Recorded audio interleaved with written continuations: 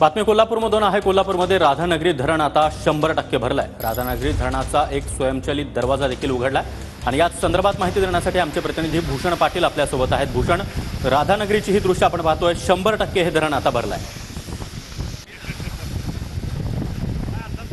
कोल्हापूर जिल्ह्याच्या धरण क्षेत्रात गेल्या 5 ते 6 दिवसापासून जो काही मुसळधार पाऊस कोसळतोय त्यामुळे राधानगरी धरण आता 100% भरलेलं आहे आणि या धरणाच्या स्वयंचलित दरवाजातून भोगावती नदीमध्ये 1500 क्युसेक्सचा विसर्ग जो आहे तो सुरू झालेला आहे। आपण बघतोय 2 नंबरचा दरवाजा जो आहे स्वयंचलित दरवाजा तो उघडला गेलेला आहे। या धरणाचं वैशिष्ट्य म्हणजे हे स्वयंचलित दरवाजे विशिष्ट पाण्याचा दाब पडल्यानंतर आपोआप उघडले जातात।